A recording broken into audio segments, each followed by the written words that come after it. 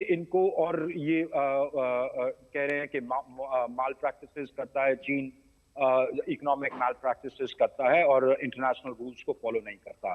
Indo Pacific भी एक issue था कि जिस तरह की चीन की हम्म। एग्रेशन है उस पर भी चर्चा हुई।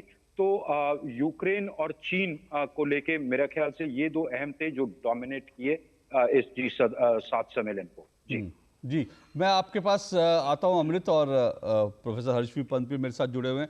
लेकिन इस वक्त जो है वो फैमिली फ़ोटो जो है ये वहाँ से इस वक्त जो है तमाम जो जो लोग जिनको आमंत्रित किया गया अपुलिया में, वो सभी लोग एक ही फ्रेम में आप यहाँ देख रहे हैं। प्रधानमंत्री नरेंद्र मोदी और बाकी सभी लोग ये जी जी अशोक जी, ये फैमिली फोटोग्राफ है, जी। जो क्योंकि आज जो आउटरीच कंट्रीज थे, पार्टनर कंट्रीज थे, उनके साथ एक फोटोग्राफ आप देख सकते हैं। हम्म। प्रधानमंत्री मोदी और जो अन्य पार्टनर कंट्रीज आए, 11 पार्टनर कंट्रीज और 5 इंटरनेशनल ऑर्गेनाइजेशंस भी आमंत्रित की गई। यूएन सेक्रेटरी जनरल वहां थे, हम्म। वर्ल्ड बैंक के प्रेसिडेंट वहां थे, तो ILO के चीफ वहां थे। तो इन सब लोगों की G7 लीडरशिप के साथ एक फैमिली फोटोग्राफ है, जी जिसकी तस्वीरें आप अपनी टीवी स्क्रीन पे इस वक्त दिखा रहे हैं। जी हाँ, बिल्कुल। ये तस्वीर जो फैमिली फ़ोटो है जिसके बारे में बताया, सभी लोग जो लोग वहाँ उस बैठक में हैं, जिनको आमंत्रित किया गया, और जो वो सभी लोग वहाँ G7 के पर इस सदस्य वक्त हैं। मौजूद थे। जी जी। डॉक्टर हर्षवी पंत, अमृतपाल जो बता रहे थे, जो एक जॉइंट डिक्लेरेशन की बात कर रहे थे, और जाहिर सी बात है पिछले कुछ समय से लगातार इस तरह की जब लगातार बैठकें हो रही हैं, तो कहीं ना कहीं जो है वो हमेशा यूक्रेन और रूस का मुद्दा जो है वो हमेशा एक इम्पोर्टेंस पे बना रहता है, और ऐसे में बहुत इंपॉर्टेंट चीज़ें कई बार मुझे लगता है कि वो शायद पीछे रह जाती हैं। क्या ऐसा इस वक्त आपको भी लग रहा है? और ये फैमिली फोटो, इसको लेकर कोई आप कमेंट करेंगे? नहीं, देखिए, ये फैमिली फोटो में अगर आप देखें तो जो रिप्रेजेंटेशन है वो इटली ने जो उसकी प्रायोरिटीज हैं अफ्रीका में या मिडल ईस्ट में, उसको रिफ्लेक्ट करने की कोशिश करी है। हम्म। और भारत जैसे एशिया से एक ही देश को बुलाया और भारत को बुलाया, तो ये जैसे हम डिस्कस कर रहे थे काफी सिग्निफिकेंट है, क्योंकि एशिया एक ऐसा आज रीजन है जहां से सबसे ज्यादा आर्थिक जो बदलाव हैं वो जो हो रहे हैं वो एशिया में हो रहे हैं। और उसमें अगर भारत उसको उसको रिप्रेजेंट करता है, तो एक तरह से सिंबॉलिक मैसेज तो ये जरूर है कि क्योंकि चीन के साथ संबंध पश्चिमी देशों के खराब हो रहे हैं, तो उसमें किस तरह से भारत उभरती हुई अर्थव्यवस्था के तौर पर उस वैक्यूम को फिल करता है, वो मुझे लगता है रिफ्लेक्ट इस मीटिंग में भी हो रहा है। और प्रधानमंत्री मोदी मैं बिल्कुल अभी रह सकता हूँ। बीच में खड़े हैं जी बिल्कुल बीच में खड़े हैं, तो वो भी अपने आप में काफी इंटरेस्टिंग एक हाँ, विजुअल है, मतलब ऑप्टिक्स वाइज। आप इसकी पोजीशनिंग पर भी जो है जाहिर सी बात है अपनी एक इम्पोर्टेंस है इसमें। हाँ, तो लेकिन जैसा आप जिसका जो आप इशू जिसका आप डिस्कशन कर रहे थे कि हम्म।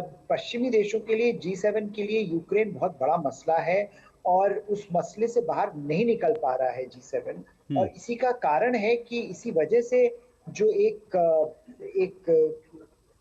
डिस्टेंस बन गई है, गैप बन गया है, कि जो डेवलपिंग वर्ल्ड है जिसको ग्लोबल साउथ कह भी क्या कहा जाता है, वहां पर G7 जैसे देशों की, जो पश्चिमी देशों की आवाज नहीं पहुंच रही है। हम्म। वहां से एक कटाव हो गया है कि अगर हर समय चर्चा सिर्फ यूक्रेन की होगी, तो उसमें जो बाकी मुद्दे हैं वो उस तरह से नहीं ग्लोबल गवर्नेंस के एजेंडा में आते हैं, जिसकी उम्मीद काफी ऐसे देश हैं जो करते हैं हम्म। कि अगर G7 कोई पॉलिसी बना रहा है, आर्थिक कोई पॉलिसी है, आर्थिक नीति है, तो वो उसका इम्पैक्ट दुनिया भर में होगा। लेकिन अगर उसकी चर्चा ही नहीं होगी और उसके जो प्रोज एंड कॉन्स को डिस्कशन पूरी तरह से नहीं होगा, और उसको सिर्फ रूस के प्रिज्म से देखा जाएगा, यूक्रेन कॉन्फ्लिक्ट के प्रिज्म से देखा जाएगा, तो वो अपने आप में एक तरह से ग्लोबल गवर्नेंस के प्रति एक जो नजरिया है उस पर सवाल खड़े करता है। तो मुझे लगता है वो जो एक समस्या है, उसके लिए जो अगर भारत जैसे देश, या वहाँ पर ब्राजील भी है और देश भी हैं लैटिन अमेरिका के, अफ्रीका के, अगर वो इस हम्म। बात को रखते हैं, तो मुझे लगता है ये एक बैलेंस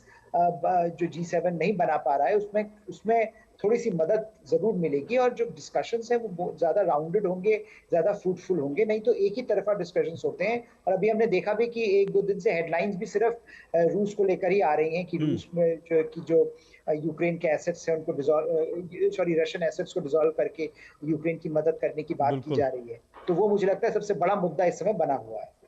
अमृत, जाहिर सी बात है कि यूक्रेन और रूस के उसमें बहुत सारी इंपॉर्टेंट चीज़ें कहीं ना कहीं पीछे रह जाती हैं। क्या इस बात की चर्चा, इस बात का एहसास भी होता है जब ऐसी बैठकें होती हैं? मेरे ख्याल से एहसास है, और ये जो आप तस्वीर इस वक्त दिखा रहे हैं ना, इसमें से 7 ही लोग हैं जो समूह के मेंबर्स हैं। 12 लोग वहां वो खड़े हैं जो ग्लोबल साउथ को रिप्रेजेंट करते हैं। ये पिक्चर ये भी कन्वे करती है। ठीक है, वो प्रैक्टिकलिटी है कि वो लोग ज्यादा पावरफुल इकोनॉमीज हैं, दुनिया का एजेंडा सेट करती हैं, ये बात बिल्कुल सही है। और पर ये बात भी एक रियलाइजेशन वेस्टर्न ब्लॉक को हो रही है कि वो सिर्फ 10% आबादी को कंट्रोल करती है। वो 10% आबादी वहां रहती है, 45% इकोनॉमी दुनिया की जीडीपी चाहे कंट्रोल करती हो, पर जो बाकी की दुनिया है, जहां जिसको हम ब्रॉडली ग्लोबल साउथ कह देते हैं, उसमें 2/3 आबादी दुनिया की रहती है और वो इंक्रीजिंगली असर्टिव हो रही है। G7 को ये रियलाइजेशन है कि अगर इनको साथ लेके नहीं चले, इनके कंसर्न्स, इनकी जरूरत, इनकी नीड्स, इनकी एस्पिरेशंस को फैक्टर इन नहीं किया ग्लोबल गवर्नेंस आर्किटेक्चर में, तो ये हमको ओवरटेक कर जाएंगे। आज G7 की सबसे बड़ी चिंता ये है कि उससे ब्रॉड बेस्ड ऑर्गेनाइजेशन G20 है, जिसका ज्यादा महत्व है, जिसमें ग्लोबल साउथ उनको कहीं ओवरटेक ना कर जाए, या बड़ी ऑर्गेनाइजेशन जो ब्रॉड बेस्ड है, जो ज्यादा इंक्लूसिव है। G20 नई ऑर्गेनाइजेशन है, ये तो 50वां G7 शिखर सम्मेलन कर रहे हैं, 1975 से हैं। G20 तो हाल फिलहाल की है। तो ये चिंता है उनको, पर वो भी प्रैक्टिकलिटी है। ये हमको बह भी नहीं जाना चाहिए इसके साथ के पावर लीवर्स को कोई आसानी से छोड़ता नहीं है।